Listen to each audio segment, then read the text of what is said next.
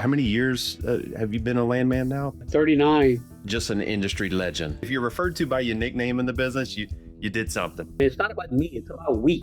Make the person next to you better every day, and they're going to do the same to you, because that's where it starts snowballing. Obviously, you've had that effect on people, and that speaks to culture and how you have a legacy and how you build a company that can survive and thrive. Everybody talks about servant leadership, but servant leadership is one thing, but you got to truly live it, and it just makes you a better person and a better landman, frankly. Land insights, market trends, industry experts. Welcome to the Land Department Podcast, the state of land and energy as we see it. What's up, Brent? Good to see you. Yep, we're back. Had a little podcast gap here, A little hiatus. but we coming out with a banger. I thought we were gonna have Kenneth Knott from KK World headquarters in Cecilia, but not quite there. He's still at the office. He just can't get away. But we're looking forward to it. I'm excited to do this. It's kind of one of those things we've been wanting to do for a while. I kind of wanted to do this legacy series, or just people that I've known for a long time in the business that have great careers and great stories to tell. And Kenneth is one of these guys. And so it was. I was excited when I asked him, and he said, "Yeah, Brett, let's do it." And so here we are. The only thing we gotta if it'll be a success if we don't say "bruh" 45 or 50 times. And actually, I got money on how many times we say "bruh." There's an over under. Yeah. But no, Kenneth, welcome to the podcast, man. Well, thank you, Brent and Khalil. Appreciate it. I'm flattered to be asked to be a part of this. I figured that you had gone through your entire list, Brent, and you were at the bottom of the barrel, and I was a gap filler. So No, man, happy to visit with you guys, and certainly kind of give you my history and my thoughts on my career and kind of the ups and downs and some of the great people that I had the privilege of working with. You bet. Yeah, man. There's a lot. The folks that you've worked with and that have known you, they've got a piece of you. But man, it's a small industry, but it's big also. And anytime we get an opportunity to have someone like you with a career like you've had, that we can go into just the ins and outs, and there's a lot that people can take away from this. So I'm excited about it. But yeah, maybe we'll jump in. I'm going to do this a little bit differently.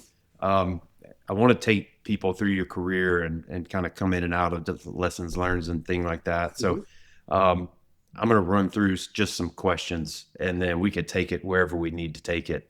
But maybe let's just start at the beginning. Like, how'd you get into the land business? Like, how did that work out? Was it the plan? Was your daddy a landman?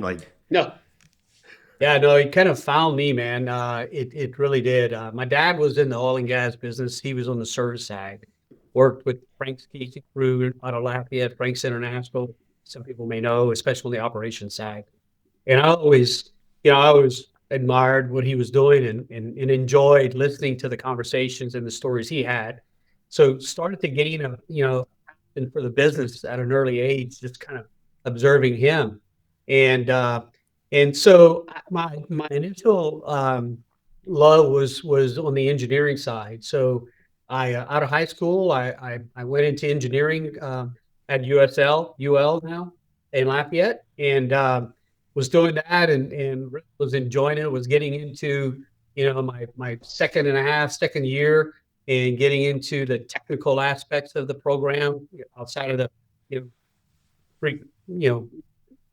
precursor courses and all this other stuff that you have to deal with, but was really enjoying it. And the industry just, went in a tank. This was like in 1985. So I was watching, my dad kind of going through what he was going through and in the company that he was working for. And so I decided that it was probably a good idea for me to pivot and go into a business, just a general business degree. So I went to my advisor, and he was like, "What are you talking about, man?" He said, "You got like a year and a half left of 4-year degree in petroleum engineering." I said, "No, man." I said, I'm going to do something else. And so he says, well, you have enough hours for an associate degree. We have this curriculum called petroleum technology. I said, cast me out. I'll take that.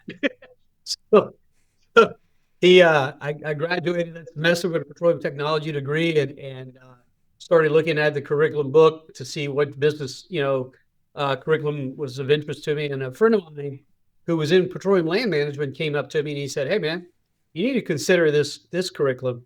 He said, I know you've got a passion and a love for the oil and gas industry. And I said, I don't want to deal with anything that says petroleum. I said, I'm watching the bottoms fall out. And he said, but let me explain. He said, it's truly a business degree. And he says, as a matter of fact, I'm graduating next semester and I've got a job with Caterpillar as a manager. So, like general construction equipment stuff. And so I started looking at it and I said, yeah, it is more of it's a business degree with a heightened an elevation and focus on some of the petroleum aspects that I enjoy. But it was something new going into like law and finance and stuff like that. And so I said, you know what? Let me give it a try. I had no idea what a landman was, frankly, and got into it and just really, started enjoying the courses. And then when not until I really did my internship with ARCO did I truly understand what a landman did. And that's when it was like, I bit the bait and they hooked me and the rest is history, as they say, so that's how it happened. I didn't look for it. I didn't know what a landman was, but I had a pretty similar experience. I graduated from UL also, and I went in as a nursing major. And after the second semester of having to drop biology with a 43 and a 47, I was like, maybe the medical and science field isn't for me. Yeah. I hear you, man. Did you know what a landman was? Too, Brent? I did not know that the nursing degree was. It was there. It was dormant. It was there, but it wasn't active. My nurse. Oh. Yeah. I'm glad you changed her. It sounds like a thriller movie. Like, no, don't put me in front of any children. Not. Oh man. So you got into the land business in a downturn, and that had to be pretty crazy. But you 35? How many years have you been a landman now? 30. 39. 39, 40 years. So you've been through a lot of ups and downs, downturns, the peaks and the lows, started in one. Like going in and out of that, any landman who's been in the business as long as you have and a lot of other people have been through those ups and downs. Like, what do you take away from that? Like, what mentality do you have to kind of have that longevity and stick to it and make it through those downturns? Yeah, you've got to just realize that, when you work, and I worked for a public company my whole career, right? So you just got to understand that, decisions are going to be made that are outside of your say so. I mean, it's out of your control. So, and this advice came from my dad a long time ago. It's like, hey, look, there's certain things you can control. And there's certain things you can't. Those things that you can control, you work your butt off and you focus on that. And that was basically it. Keep your nose to the grindstone, work, have a thirst for learning, be willing to do things that other people may not want to do because it might be hard. It might require you to work weekends or late nights or whatever the case may be. And so, as when you're going through these volatile times, you just got to keep focus on what you control and what you can't control. And that is your own personal values and your work ethic. And so, keep grinding and hopefully at the end of the day, you're going to be recognized for that and you're going to be kept. And so I've been very, very blessed and fortunate that I never got laid off through those processes. But maybe it's because I was so cheap. I don't know. Yeah. And the other thing is work real hard and be cheap. Yeah, that's right. That's the magic formula right there. You got it. You can make it. Well, You've been at SM for over 25 years, right? Yeah. Something like that. And ARCO before then and a couple other gigs. I just find that really, you don't see that very often, people that stick and stay with a company. And even more so, you don't see a leader at your level that stays at a company that long, but then also has people below him that stick with him. And I wanted to read something. I reached out to some of the folks you worked with for a long time. Don't worry. There's the stories we talked about on the phone, and then there's the ones that they said that are safe for the public. Thank you. But no, one of them had this to say to you about your leadership style, and I think it kind of goes to that. It says, for a lot of us at SM, we've only ever known KK as the leader of the group. A lot of us have stayed because of that. He was tough but fair, and strives to give you every opportunity to earn. There was never a reason to look for a new role or an additional responsibility externally. If you told him what you needed and you earned it, he did what he could to make it happen. It might not have been immediate, but he never forgot or missed a chance to put his team in the best spot for what they wanted or needed in their career. He was a natural leader of people, but also a leader by example. He was the first in and the last out. He always drove accountability and knew how to have fun, celebrate, when appropriate, to bring the group together. We were greater than the sum of our parts because of how Kenneth led, taught, and nurtured, and ultimately passed on to the next generation of leaders and professionals within our organization. That speaks to you, KK, and a lot of the things that, kept you in this business and through those downturns. Did you go about that, when cultivating leaders? Is that something that you were pretty deliberate about, or did you feel like you just had a culture that you wanted to establish with your teams and you lived it and you hope that people just embrace that? Yeah. Well, first of all, I need to find that person and apologize for not giving them bigger bonuses. Maybe I should have said that before. Yeah. No, thank you. Very kind words, obviously. I think it's a matter of the culture of not only my values, but the culture of the company. I think it's all about, making people feel like there's a sense of ownership in an organization. And, if someone comes in and you're just giving them tasks and they don't understand why they're working on that task, there's no sense of ownership there. There's no commitment. And they just feel like they're going to to a mine and just, chipping away and don't see any benefit of what they're doing. The culture that SM specifically and in ARCO, Vastar had as well, going into all these mergers and then eventually with BP. But it all starts with the people. It all starts with the people. And then we were very, very, deliberate on our recruiting efforts, on making sure that we found people that were aligned with us from a value standpoint, that, they understood that, everybody talks about servant leadership, but, servant leadership is one thing, but you got to truly live it. And it's not about me, it's about we.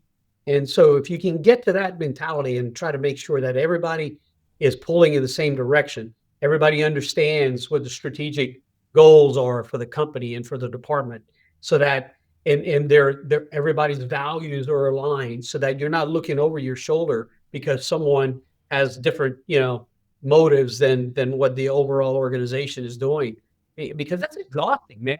It truly is. But they're all pulling in the same direction. They all share the same values. So everybody can be honest with each other, so that when things do get rough, you can have these critical, difficult discussions and say, all right, what did we do wrong? Let's be accountable for what we didn't do right. Fix it and move on. Don't be afraid to take the risk. Therefore, don't be afraid to make mistakes. We all make mistakes. I make mistakes every day. Just go ask my wife. And so it's like you've got to have that mentality and that comfort and that trust within the organization. And I'm not talking about from top down. I'm talking about from bottoms up all the way and across. It's truly a team, collaborative effort, because if you don't have that, you're not going to be successful. And so, having that alignment on values and everybody pulling in the same direction, having a sense of ownership, having the trust that your management is going to support you in the event you make a mistake, because hey, how do we learn? We all learn through our mistakes. I mean, we do that every day. And then not focusing on yourself, focusing on the overall organization, the benefit of everybody. Make the person next to you better every day. Make that person a better version of themselves every day, and they're going to do the same to you, because that's where it starts snowballing, man. And you establish a culture, and therefore then it becomes a matter of, hey, look, am I being treated fairly? Compensation standpoint, and that's the easy part. Let's just be honest. It's about creating that collaborative relationship, that long, high trusting relationship, so that when things do get rough, and they will, trust me, we've all been through it. If you've been in this industry long enough, you're going to go through some rough times, and you can have some candid, honest conversations and say, hey, listen, man, we're going to have to make some changes, and it's not personal. It's just, it's business. And it goes over a lot better. So, I've been basically with two companies. ARCO, Vastar is basically the same company, and then BP took us out. And then I left BP because I didn't want to work for as big of an organization that they were. I'd been there, done that, and kind of got spoiled working for a smaller organization with Vastar. And I've been with St. Mary, started with St. Mary, I guess now it's SM, but been there since. And it's all because of the people. And it's everybody being aligned, my values being aligned with theirs. And it's worked out. I've fooled them for almost 40 years. Hey, babe, smoke and mirrors. Yeah. Razzle dazzle. Kenneth, you had mentioned some, letting people make mistakes. Are there any mistakes that stick out to you over your career that either you made or someone on the team made that were really hard to swallow, or was it an incredible learning experience? Yeah. I mean, look, probably one of the biggest mistakes we made, we were running title on a project, and we didn't go the extra effort on the mineral, on the I guess the status of the leases, old leases that hadn't been released yet, and come to find out, the tract that we were looking at was part of a much larger lease that was in 5 different counties away or parishes away, whatever. And the actual lease was was still HBP, and it wasn't a whole lot of money, but at the time I felt like it was $1 billion, because it was my project, and we approved the lease, and we paid the money, and it was badly. And those kind of things happen. I mean, certainly, yeah, in land work, and it was regrettable. It was a mistake, and as we kind of did a post-mortem on it, it was like, you know what, we should have taken that additional extra step, and we didn't. And that was a lesson learned early in my career, and I can promise you it was never done again. But those are the types of things you learn from, right? And it just makes you a better person and a better landman, right? Yeah. Landmen live in that gray space, right? Yeah. You have to live in between caution and pedal to the metal. And that's where sometimes it's just, until you have that lesson, until you get bit, you don't really appreciate what can happen. Yeah. And the pressure. I mean, I'm sure you got clients that put pressure on you all the time. Hey, man, come on, let's go. Let's get some ink.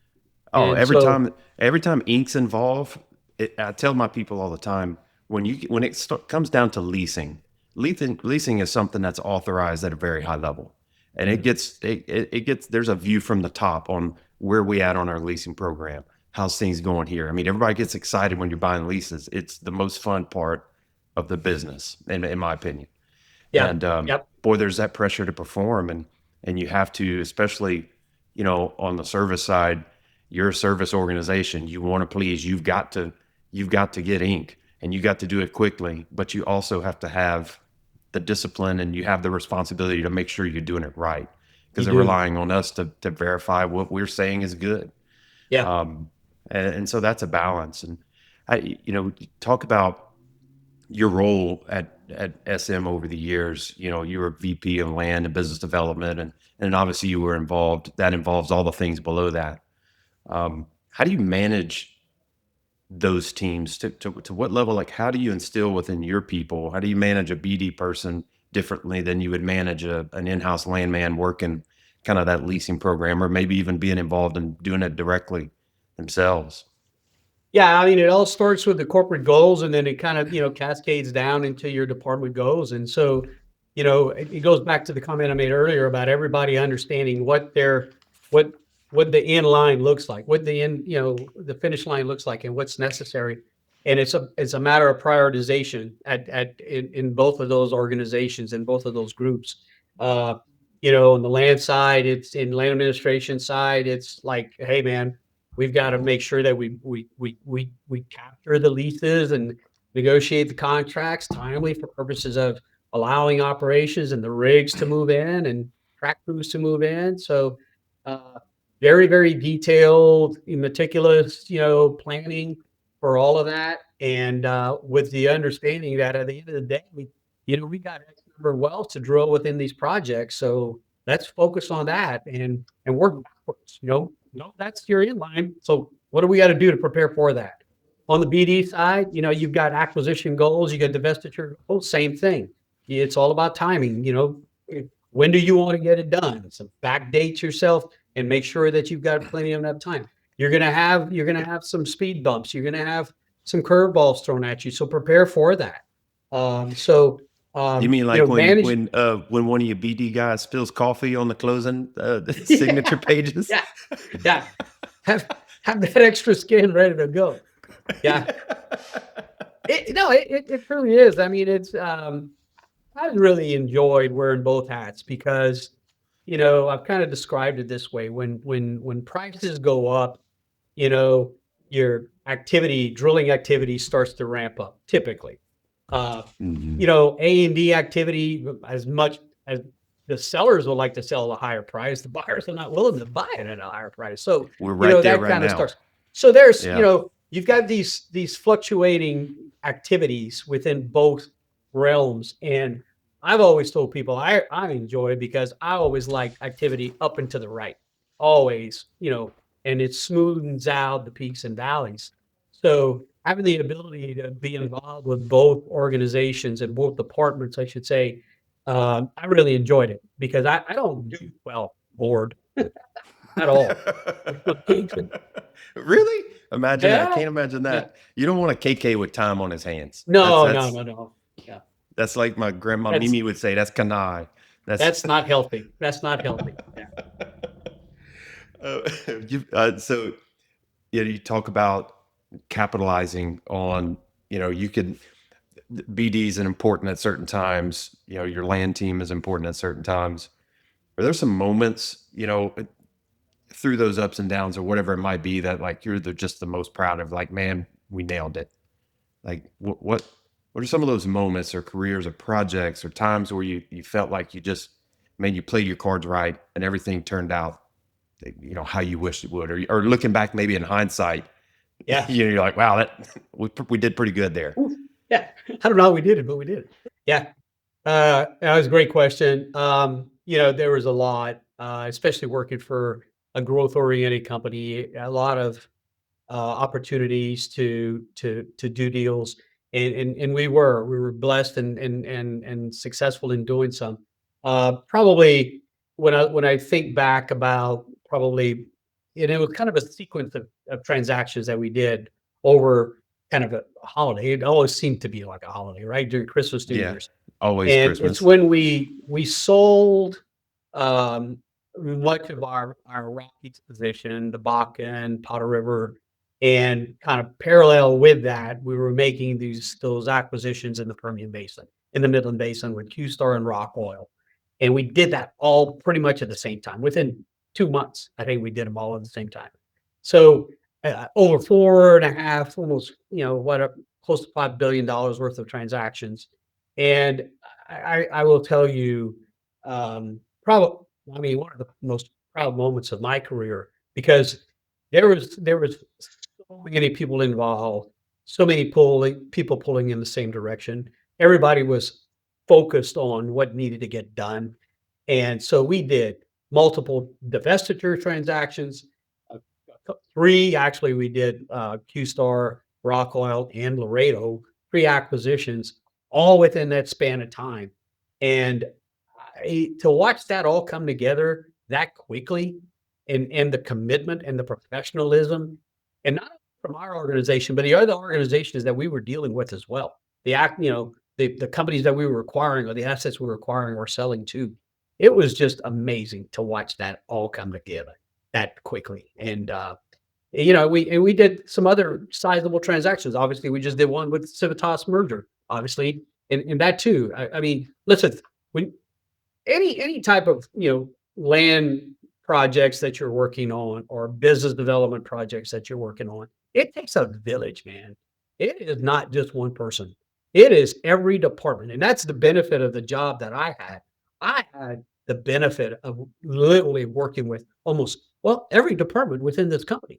So I got to deal with all sorts of people, all different types, all walks of life. And you get to learn a lot from these people, right? As I tell a lot of the young land guys coming into the organizations, hey, listen, our goal is not to make you one of the best landmen. Our goal is to make you one of the best oil and gas professionals, because we want you to understand the entirety of the business, and that'll just make you that much more better in the long run, professionally. So that's that was our mentality. Yeah. We talk a lot about in our company about the flywheel, Mm-hmm. and every part of the flywheel steers and feeds the next part. And, it's if everybody's doing their part, boy, before you know it, you're just building momentum and that flywheel's turning on its own. And all you have to do is give clear direction and things are going to happen. And I can imagine, I mean, like during that time, I mean, the time was right. Like there was a window of time where you could really pull something off like that. It was early in, I don't say early in the Permian, but like the Permian was going up and to the right as far as activity goes when you guys bought in there, but there was still interest in these other assets. Sure. Was that kind of process, or that initiative, was that from the top where it's like, hey, we're going to divest here and we're going all in on the Permian, make it happen? Or was it just opportunities came up and you guys were able to jump on it and it just happened to work out that way? Yeah, it was the vision of our CEO. He saw that some of these assets that we had in the Rockies would not be able to compete for capital in downturn and down cycles, and thought that we needed to reprioritize our portfolio, and we did. And so we carved off, call it tier 2-ish type assets, and we focused on, and we paid for it, true tier 1 assets that could sustain down cycles in the commodity environment. And that's what we did. I mean, for 4 years, it seemed like that's all I was doing was we were shrinking to grow. That was the strategy for 3 to 4 years. So we sold Marcellus, we sold Mid-Continent, we sold Rockies, obviously, we sold Arklatex, sold South Louisiana assets. I mean, we sold assets everywhere, and we became a lot more focused. But as a result, we were focused on true tier 1 assets that could withstand down cycle downturns in the commodity cycle. So it came from the top, and I got to give it to our CEOs, that had The gumption. the gumption. Thank you for that word. That's a very business word. Yeah. To make those decisions, and I mean, look, and it paid off. I mean, the company's 117 years old, whatever, and the company's still strong as an ox, and it's all because of those difficult decisions that were made over that span of time. Yeah. You talk about the CEOs that you worked for and the people that made those big decisions. I mean, obviously there's probably a lot of people that you've worked with, that had that kind of impression, maybe you looked up to. I want to give another quote here from someone that worked with you. And this is going to lead into, I want to know about and hear about people that had an influence on you on the land side of things. But this is someone's opinion of you. Just an industry legend. If you have an actual nickname, if you're referred to by your nickname in the business, you did something. He cultivated so many great landmen at SM and prior over the years, led an outstanding organization that people wanted to be a part of and even rejoin in some cases. It was always fast-paced and excellent was expected, but never not fun. He set a high bar and was revered for not only by his staff, but by the entire industry. Dude would roll up his sleeves and do anything he expected us to do. And everyone was much better for having him leading us. Obviously, you've had that effect on people, and that speaks to culture and how you have a legacy and how you build a company that can survive and thrive, absent, whoever's sitting at the top. It's a culture thing. Those things came from somewhere, for you to lead like that. Who are some of those people that instilled that kind of mentality and leadership style in you? Yeah, well, I mean, first and foremost, it started with my parents, obviously.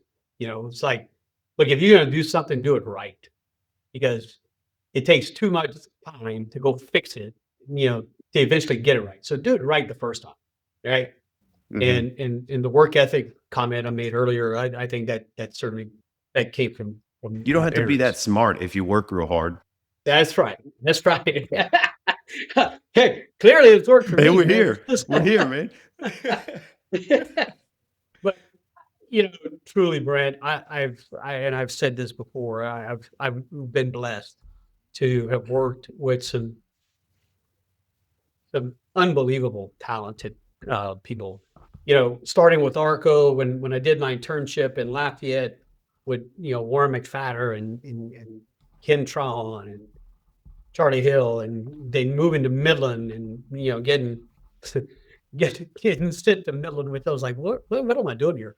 And having like they guys sent an alien over there. It's I was like, man, what am I doing here? But I had guys like Ed Sierra, Ed Stengel, Bobby Hagens, Dave Sutter. I mean, all these guys were all, they've all had tremendous careers, and a few of them are still in the business. But Ed's doing some work for Dudley right now. Yeah, I mean, he it's just crazy. wants to. He's fantastic. He just wants to work. He loves the business. It's in his DNA. Brilliant minds, man. Brilliant minds, and look, I learned from all those guys and took the knocks with it. Like Ed Sierra, for instance. I'll give you a quick story. My first letter agreement I ever had to write was, he said, all right, here's the general commercial terms. Go write a letter agreement. And I mean, I don't know. He pencil whipped that thing about 9 times. I don't know. About the time when we had a secretary at the time. We didn't have laptops or anything like that. It was these old word processors. So after about the 7th time, I brought it to her, and it was in the Midland office, and she was looking at me over her glasses, and she said, "Boy, you ever going to learn how to write?" And I was like, "Whoa." Okay, so I finally got my letter, to the point where Ed was willing to sign it. So I printed it, had her print it off for the 8th time, whatever it was. And I was my office was a closet because we didn't have office space. So they put it in a closet with all the Oklahoma Corporation Commission books. So I put it down, I go to the restroom, I come back, and there's 5 engineers in there with all the corporation books. And they're reading seal rules and stuff like that, and my letter's underneath this. And I'm like, oh my gosh, what? So I pull my letter out, and it's all crumpled. And so I bring it to Ed, and I said, here you go, Ed. Ed looks at it, and I initialed it just like that. And he says, where'd you get this out of the trash? I was like, man. So I told him the story. He says, oh man. He says, we got to get you an office. He says, well, let's go get this thing reprinted. I was like, Ms. Barbara? He's like, yeah. We had to go to her again for another print. But the moral of the story is, look, that's not bless your little heart. Yeah, Ed Sierra was a tremendous talent, still is, extremely smart, very good writer, taught me a lot. And but every one of those guys throughout my career were that way. A lot of the in-house attorneys. I mean, you just learn a tremendous amount. And I, as I said earlier, aside from the land side, man, I mean, the engineer managers, the engineers, people that you're working with every day, all of that stuff. When you have a culture like what we had, and everybody's willing to teach everybody, and because we're all on the same team, it just makes you that much, better. I just professionally and personally too, for that matter. Yeah. Yeah. Those people, a lot of times you don't realize it when you're in it Oh, until you're not there with them. You're like, man, that made a big difference. I had, yeah, that's kind of one of the lost arts, I feel like, is that communication, written communication. yeah. I remember when I started in Lafayette with just a kid out of the PLM program with Brad in Brad Broussard's shop. Mhm. And small shop. Brad never ran a bunch of people, even in the Haynesville times. I mean, he kind of kept a small shop, but you didn't do anything without a report. Right. Ownership report that you get signed to go out and do some title. You don't just turn in an ownership report. You get a handwritten memo about your findings and what you did. And my God, he would pencil whip the hell out of me. I Oh, yeah. mean, everything I put in front of him, red marker too. There was no Oh, no. He was making a point. and 2 or 3 or 4 times, and he was very deliberate about that. Yeah. And you go to school when you're a kid, right? And you write a book report or you write an essay, and you go through college and you do these things. But professional correspondence is a big deal, Yeah. and it represents who you are, what you did, and that lasts. That doesn't go anywhere. When I was overseeing the recruiting efforts, and I since passed the baton to other people here within the organization at SM, but I always question, are the students taking this course? We call it technical writing, is what we do.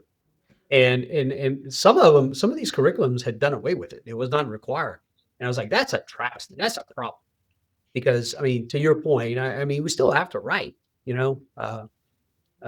well, anyway, I had the benefit of having some really, really good supervisors and mentors and coaches throughout my career that helped in that effort. And I've challenged all of the landmen within our organization and to do the same. Let people learn how to write. Pencil whip them, and that's the only. Sounds bad, pencil whip them, but teach them how to write letters. It's important And to, don't you just have to pull articulate. a form. Yeah. Yeah. And if you can write those things, well, then you can speak those things as well. If you Right. think critically like that and convey your thoughts, be deliberate about what you're conveying. Yeah. Then you understand the deal. You truly understand it. Yeah. Yeah. That's going to get a lot harder with AI coming out for the young people Well, writing for them. that's my biggest concern about AI. Yeah. Yeah. Well, what it's going to do is create a separation between the good and the great. And I guess that kind of leads to my next question. What separates a good landman? And I'm maybe looking down at just not these great leaders that were super ambitious to lead teams, but like for the young landmen coming in, the next 10 years of their career are going to be building up to potentially that kind of leadership role. What makes a great landman? What makes a great person on the staff? Yeah, I think it starts. Well, you got to have the personality, right? You got to be able to deal with people. You have to be able to collaborate and build relationships. Networking is still important, I think, although some people don't think so. I think that's a problem. I think you've got to have a sound technical background. You gotta understand it from the development part of land, the exploration part of land. How does land fit A&D wise, from due diligence to document preparation to negotiations, land administration, all the way back to understanding the specific provisions of leases and the importance of understanding rolling pews and snapshot pews and no cost royalty leases and all this stuff, man. I mean, if you don't have that underlying baseline technical knowledge, you're going to struggle, and you might fake your way for a period of time, but eventually it's going to catch up with you, right? So will. I think, Yeah. start You with have the to have it in technical your aspects. instinctual. You have to Yes. you have been through it, and there's only, you can read things and you can be oriented things, but man, you got to be in it. And that's at that point where your gut tells you, and you know where you need to dive in deeper, and you can react and respond on the fly, because to your point, deals are made. You're making deals across the table, Yeah. with someone, or in a negotiation where, you have to think quickly. You have to know where to go to get answers, or know where you need to be looking at to understand the context of your whole situation. You Big deal. You truly do, and I keep harping about this, but you also need to understand the breadth of the overall company and the business. What impact is that that certain provision going to have on operations or accounting or tax or whatever, marketing. So you better. I mean, it's vitally important to be very, very inquisitive in team meetings to your counterparts in engineering, geology, marketing, whatever. Understand. You don't have to be an expert in it, but you better have enough knowledge to understand that, okay, what they're trying to get on this piece of paper is going to impact marketing, and so I better go get the experts involved, because you're not expected to be the expert in it, but you should have some breadth of knowledge to be able to understand, hey, this is impactful, and I need to bring in the appropriate people to address it. So, but yeah, it starts with the technical aspects. Then it has to be, you've got to still have a willingness to make relationships, and I'm talking about long-lasting, sustainable relationships where any deal you're going to cut, trust me, something's going to happen, and you need to have that person on the other side, where you can call them up and say, "Look, man, we got a problem," and be able to talk it through. And whereas it's not a win-lose deal, where it's like, "The hell with you, man," you clip my wings in this negotiation. I'm not going to help you. Yeah.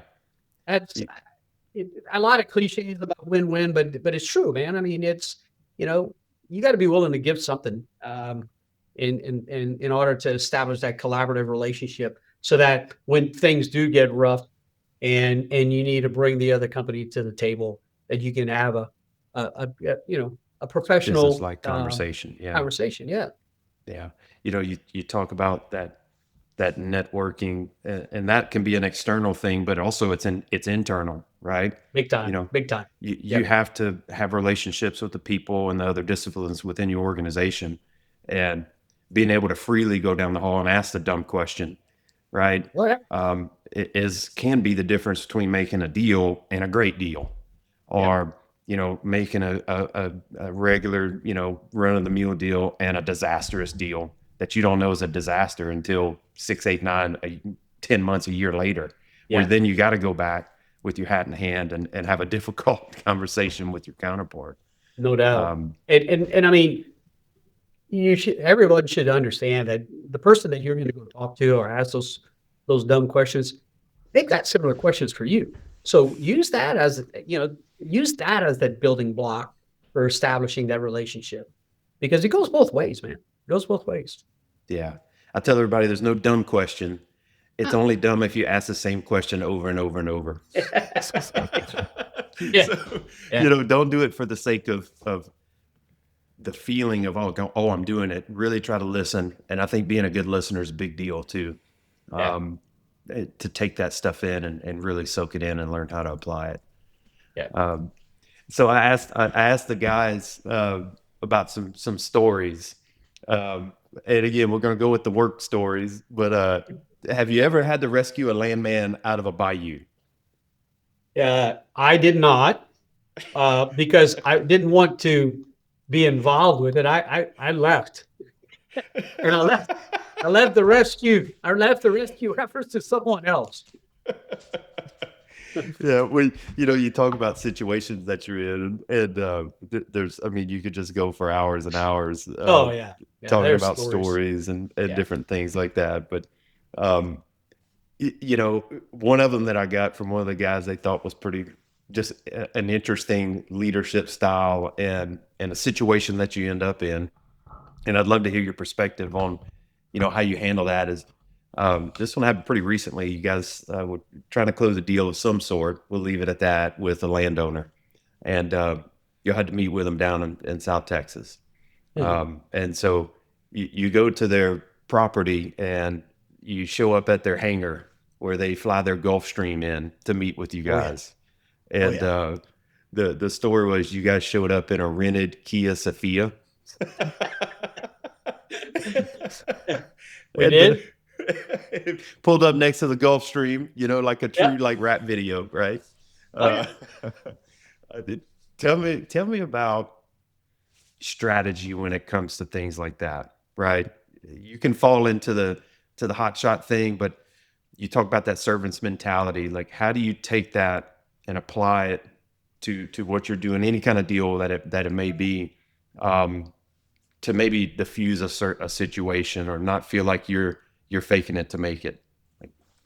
Yeah, I think it's all about preparation, right? And knowing your audience.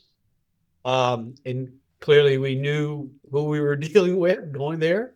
But it's like knowing having a sense of what their expectations are going to be, and preparing for that. And so preparation is key, right? So as we were thinking about what they would ask for, we start thinking about, okay, what to give, and what is going to be our reaction to it. And so in that meeting, as we expected, there was an ask, and I was awkwardly quiet. And so, and a couple of people kind of looked at me, and I was like, all right. So I started telling the guy what I thought, why his ask was not going to be what he expected. What we were willing to give, I should say. So, but I, it's organizing your thoughts and preparing for what is expected, and is the delivery of it, right? So, having some rationalization to your response, and understanding that it's probably not going to be accepted, but at least it establishes some, some goalpost. sideboards. Yeah, goalposts or sideboards. Yeah. So, and that's exactly what happened. That's exactly what happened. Yeah. Well, that's you end up in this business. You never know what situation you're going to end, and I think awareness is a big thing that a landman has to understand. Like, okay, what is my real position here? Right. What am I willing to do? How important is this for the big picture of the company? And God, man, I've had so many learning lessons just to be able to be a fly on the wall and listen to that. Sure. And that's some of the guidance that I always give to people is anytime you get a chance to sit in on one of those discussions, do it, because you kind of start to understand how you can communicate. Talking to somebody when we're buddies, that's easy. It's having a difficult conversation is the hard part. Well, and you guys know this as well as anybody, probably better than a lot of people, but you're out there, you're the boots on the ground. You're the ones who are having these initial conversations with these landowners, and several of them are extremely wealthy. And so, they're going to have some pretty high asks, but understanding that before you bring in, the team to negotiate the deal or the final deal is important. And it gives guys like me some insight to what to expect and prepare for. So, yeah. So, Kenneth, that was probably this situation that we used to frame that question was probably one of the more recent things you've done. As you've been wrapping up, and I would imagine at that point in time, you knew this step for you in your career was coming, where, your time at SM was going to be ending. How did that transition feel? And how, was there a moment where it sunk in, where you're like, wow, this is it? Yeah. Yeah. Truly bittersweet. It's the best way I can describe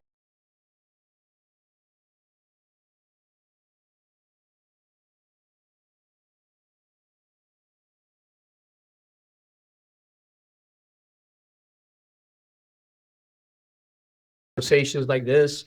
That's the bitter part. The sweet part is being able to spend more time with my family. Clearly, Kind of take that for granted over a career working. for sure. Yeah, I mean, I tell people, my wife has been working on a to-do list for me for 39 years. Yours too. Only been married for 22. Mine's been working on it for 30 years. Yeah, well, it's like, anyway, it's a long list, but I'm truly gonna miss the camaraderie, the day-to-day interactions. Going, after my computer got unplugged, it was like, I mean, you go from, I don't know, 100, 200 emails a day or whatever, and 5 or 6 meetings, conference calls a day to none. And it's like, whoa, what was that? Well, I noticed like when I'd email or text KK, I got a response like quick. Usually it was like I was waiting to get one that quarter. Oh, I was like a kid in the candy store, man. Woo! Yeah. Somebody's communicating with me. They need me. Yeah, funny story. When my dad, retired, he got bored. Obviously, he called me one morning, and he said, "What are you doing?" I was like, 8:30 in the morning. I said, "I'm working. What are you doing?" He says, "I'm bored." I said, "We'll go fishing. Ponds or do something." He says, "Oh, I've already done that." So I was like, "Man, you got to find something to do." So I called him about 4 or 5 days later. He answers and he's whispering, and I'm like, "Man, why are you whispering?" He says, "I'm not going to tell you because you're going to laugh at me." I said, "No, now you got to tell me. Got my curiosity." So he says, "I swear, if you laugh at me." I said, "No, I won't laugh at you, Dad." He says, "I'm at Walmart shopping with your mother." I lost it. I started laughing. He hung up on me. I've hit rock bottom. Well, that kind of leads to my next question. What do things look like now for you? Like what's next? Well, I mean, we know you're gonna been be to at Walmart with my wife already. Of course. I mean, maybe I didn't greet her. I could see you as being a good greeter up there at Walmart. No. Well, what are you looking forward to, man? Yeah, thank you. I appreciate the question, Brent. Well, we built our retirement home back in Louisiana. I haven't been able to spend any time there working on organizing my garage and stuff like that. So I want to take a few months off to kind of get that done, spend some time with the family. We do our typical beach trips and stuff like that. Go fishing with my dad, as often as I can. But I think, on the backside of that, I'll probably, want to get re-engaged somehow, as a consultant, maybe doing some business development work or whatever. I've had, a couple of conversations with some folks here, as soon as I said I was retiring. And, so there's some ideas out there that's floating around in my head that I'm probably going to want to move forward on. I can't imagine shopping at Walmart 2 or 3 times a week. Shoot me in the toe. Just shoot me in the big toe instead. Yeah, I was like, give me another root canal, please. So what do you think you're going to miss the most, more than you expected? Hands down the people, man. Hands down. Yeah. No doubt. I mean, having, actual conversations and just staying engaged, right, is gonna be sorely missed. That's why I want to get back. I want to try to get back in it. I mean, where I'm from, and it's a small town, and I told someone, I said, "Listen, man, if my intellect's gonna be dependent upon me going to Piggly Wiggly and having a cup of coffee and shooting the bull with my cousins every morning." That's 3 or 4 gears down from where I've been. You have to work. And look, I love them to death, and they're all very, very successful in their own businesses, and that's not for me, man. I got to do something else. You can work to that. We might end up there, but we don't want to go from here. That's a little heavy. No. That's a little hot. No. Yeah. Well, I'll leave you with this one, KK. What do you think? Like, what encourages you? As you're stepping away, right? What gives you the confidence that the next generation of landmen in this business are going to, carry on and be successful and really contribute to the industry in the way that you have? Oh, man. I'll just start with this. They're very, very smart. The next generation of landmen are very, very smart. They're so resourceful. I mean, these, young men and young women they know they can pull stuff together. They can do the research. They know how to work the internet. They know how to work the resources available electronically to get things done. I think, my observation is that there's a very high level of thirst for learning. They want to learn.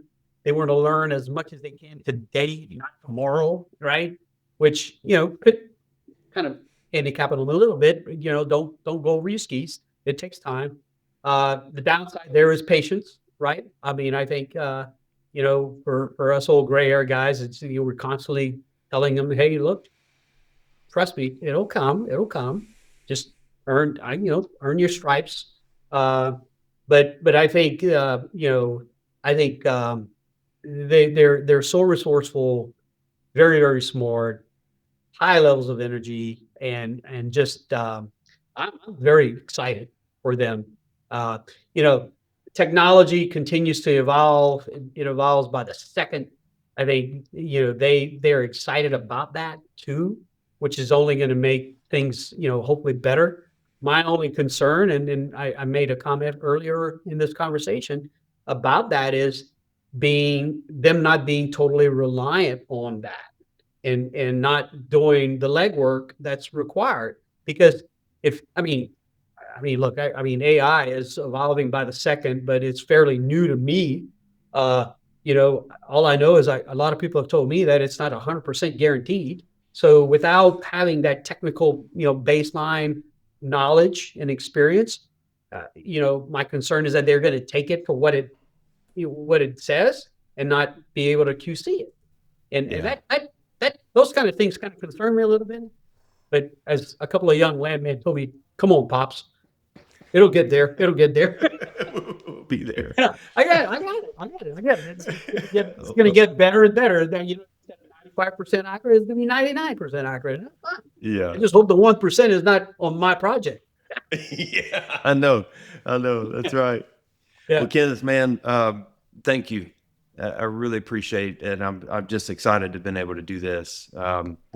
You've been a model for how you should be in this business. And I was excited to find another coon-ass in the business, that was I could talk to. We could tell stories. And we did good. We didn't start talking about girls from Karen Crow and Cecilia in the conversation. So that was good. We didn't cuss once. Yeah, I didn't. I don't think I did. Maybe I might I hope have. I did. KK, hey man, it's been a pleasure to know you and work with you, and I'm excited to continue to see what you're going to do in the next stage of your career. And once again, thanks for doing this, brother. I appreciate you. Thank you, Brent. Thank you, Khalil. Appreciate it, guys. Enjoyed today's topic? Follow us on Spotify, Apple Podcasts, and YouTube. Learn more at dudley-land.com. See you next episode.